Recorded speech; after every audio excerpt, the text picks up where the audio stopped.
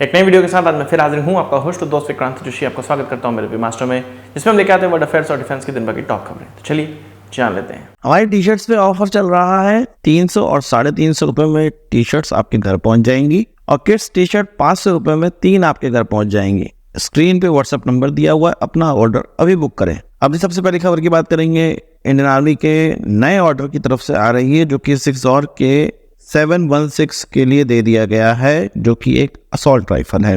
असल में इससे पहले भी 72,400 इस प्रकार के राइफल्स का ऑर्डर दिया गया था और फिर से अब इंडियन गवर्नमेंट ने 73,000 इस प्रकार के राइफल्स का ऑर्डर दे दिया है। कुल मिला के इस ऑर्डर की डिलीवरी के बाद 1,45,406 और 716 राइफल्स भारतीय आर्मी में हो जाएंगी। असल में जब 72,400 का ऑर्डर दिया गया था, उस समय इन राइफल्स को एक ट्रायल बेसिस पे हमारे फ्रंटलाइन फोर्सेस को दिया गया था। Trial basis in the sense, इसको सेलेक्ट तो बहुत ट्रायल के बाद किया ही गया था, पर ये यूजर फीडबैक पे डिपेंड करता है कि आगे फॉलो ऑन कॉन्ट्रैक्ट देना है कि नहीं देना है।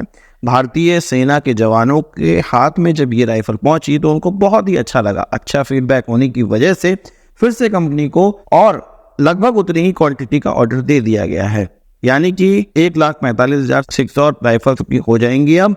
और हम लोग AK-203 तो अब भारत के अंदर धीरे धीरे पूरी तरह से इंडिजिनस कंटेंट के साथ बनाने का प्रयास तो कर ही रहे हैं। तो AK-203 लगभग 6.5 लाख 6 लाख राइफल्स तो पहुंचेंगी फ्रंटलाइन फोर्सेस के पास। ये 6 और की ढेर सारी और राइफलें अब पहुंचने वाली है। अब लग रहा है कि कुछ काम हो रहा है राइफल्स के क्षेत्र में। असल राइफल्स की बात ही की गई है तो भारत की एक पुरानी राइफल है MMG मीडियम मशीन गन। बहुत उन्नत राइफल नहीं है, एक ऐसी राइफल है जो कि हर देश के पास मैक्सिमम तौर पे होती है और बहुत से देशों के पास कैपेबिलिटी है इस प्रकार की राइफल बनाने की, और यूरोप के देशों के पास तो खासकर इस प्रकार की राइफल बनाने की कैपेबिलिटी है। पर आश्चर्य तब हो रहा है जब भारत की स्मॉल आर्म फैक्ट्री कानपुर में, जो कि पहले ऑर्डिनेंस फैक्ट्री में आती थी, अब स्मॉल आर्म फैक्ट्री हो चुकी है, वो मतलब उसका नाम चेंज हो चुका है, तो उसको एक ऑर्डर मिला है यूरोप की कंपनी के द्वारा। ये ऑर्डर दिया गया है जैसे कि यूरोपियन देश में ये राइफल पहुंचेगी। बहुत अच्छी बात है, हमें खुशी हो रही है कि ये राइफल वहां पहुंचने वाली है। पर बात यहाँ पर यह है कि हमने देखा है कि रशिया यूक्रेन युद्ध के समय में या इजराइल और गाजा युद्ध के समय में जो हथियारों, भारतीय हथियारों की डिमांड है और इस प्रकार के हथियारों की और एम्यूनिशन की डिमांड जो कि नॉर्मल तौर पे इस्तेमाल किए जाते हैं और नॉर्मल तौर पे बना लिए जाते हैं, कोई स्टेट ऑफ आर्ट टेक्नोलॉजी इसमें नहीं है, इस तरह के हथियारों की, भारतीय हथियारों की बहुत ज्यादा डिमांड देखने को मिली है। क्या उसी से प्रेरित ये भी डिमांड है यूरोपियन देश को जो चाहिए? आपको क्या लगता है? कमेंट बॉक्स में जरूर बताइएगा। वैसे मैं आपको ये बता दूं कि ये जो MMG है, इसके द्वारा 600 से लेकर 1,000 राउंड पर मिनट फायर किया जा सकता है। इसकी जो मैक्सिमम रेंज है वो 1800 मीटर की है। इसमें बेल्ट के माध्यम से भी एम्यूनिशन लगाया जा सकता है, मतलब ट्राइपॉड पे खड़ा करो इस राइफल को और धड़धड़ाते हुए अपने दुश्मन पर दागते चले जाओ। एक बहुत बेहतरीन राइफल ये है और यूरोप के देशों में अब इसकी डिमांड बढ़ गई है। भारत को इसका फायदा उठाना चाहिए, अपनी मार्केटिंग और करनी चाहिए। अब बात कर लेते हैं भारत और रशिया के संबंधों की। भारत की तरफ से कुछ हथियार रशिया से खरीदे जाने थे जो काफी उन्नत हथियार होने वाले थे, और उनमें से 2 ऐसे हथियार हैं जो कि अब ठंडे बस्ते में, जिनकी डील ठंडे बस्ते में जाने लगी है, या आप कह सकते हैं कि ये डील सस्पेंडेड हो चुकी हैं और हो सकता है कि 4-5 सालों के बाद ही अब इस डील पे कुछ आगे ठोस कदम हो पाए। इसमें कामोव के 10 KA-31 एयरबॉर्न अर्ली वार्निंग वाले हेलीकॉप्टर जो कि रशिया के द्वारा बनाए जाते हैं, वो हमें लेने थे। हालांकि इन हेलीकॉप्टर का इस्तेमाल हम लोग पहले से कर रहे हैं, पर और ज्यादा संख्या में इनकी संख्या बढ़ानी थी और इसमें उन्नत जो सिस्टम्स हैं वो लगकर आने थे। ये जो डील थी वो 4,354 करोड़ रुपए की थी और लगभग ये तय हो गया था कि हम खरीद ही लेंगे, पर ये डील अब ठंडे बस्ते में पहुंच चुकी है। इस पे कोई भी बात नहीं हो रहा है और ये कहा जा रहा है कि रशिया यूक्रेन युद्ध के समय में जो रशिया पे प्रतिबंध लगे हैं, तो भारत ये नहीं चाह रहा है कि पैसे फंसे, डील फंसे, इसीलिए इसको सस्पेंडेड घोषित कर दिया गया है। और ये माना जा रहा है कि इस तरह के सिस्टम हम लोग HAL की किसी हेलीकॉप्टर में लगाकर ये प्रयास करेंगे कि इसका सब्स्टिट्यूट बना लिया जाए देश के अंदर ही। पर अगर ये वॉर जल्दी रुक जाती है तो हो सकता है कि फिर से KA-31 के लिए नेगोशिएशन स्टार्ट हो जाए, पर अभी इधर बीच ये चीज होता हुआ नहीं दिखाई दे रहा है। इसी तरह की एक खबर थी कि हम लोग लीज पर न्यूक्लियर पावर अटैक सबमरीन लेने वाले हैं, जो कि पहले भी हम लोग ले चुके थे, उसको लौटा दिया गया रशिया को।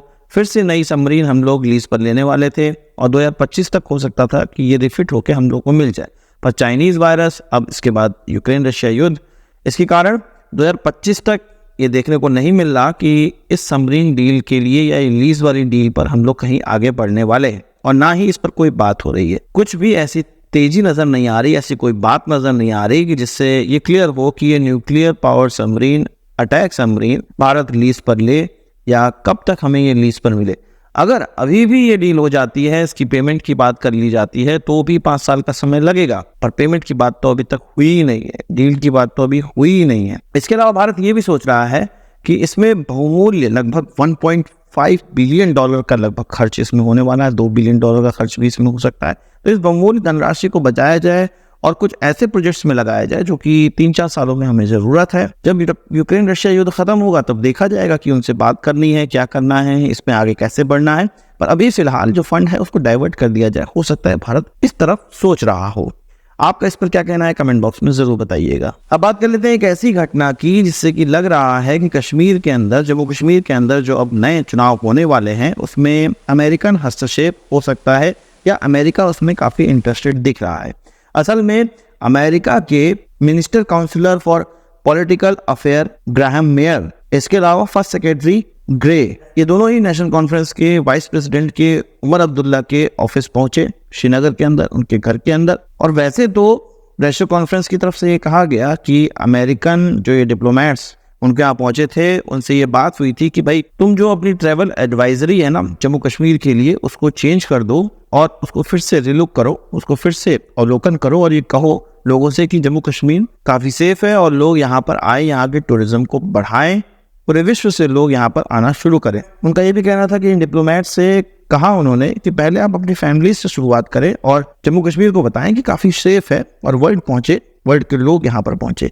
पर इतनी छोटी सी बात करने के लिए नेशनल कॉन्फ्रेंस के लोग अमेरिकन पॉलिटिकल जो बैकग्राउंड के लोग हैं उनको अपने घर नहीं बुलाएंगे, ये साफ साफ पता चल रहा है। और ना ही ये यूएस के डिप्लोमेट इस तरह की एडवाइजरी और ये सब चीजों के लिए जिम्मेदार हैं। वो तो पूरे देश के डिप्लोमेट्स एक साथ डिसाइड करते हैं। और यहाँ पर जो पक रहा है वो सभी को क्लियर है कि चुनाव होने वाले हैं सितंबर में, 3 चरणों में चुनाव होने वाले। नेशनल कॉन्फ्रेंस कांग्रेस के साथ लड़ रही है जम्मू कश्मीर के अंदर। अमेरिकन जम्मू कश्मीर के अंदर होने वाले चुनाव या भारत के किसी भी क्षेत्र में होने वाले चुनाव या भारत के आम चुनाव, सभी में इंटरेस्टेड रहते हैं, गवर्नमेंट चेंज करने का प्रयास करते हैं, अपने लिए जो बेहतर हो उस टाइप की गवर्नमेंट के लिए प्रयास करते हैं।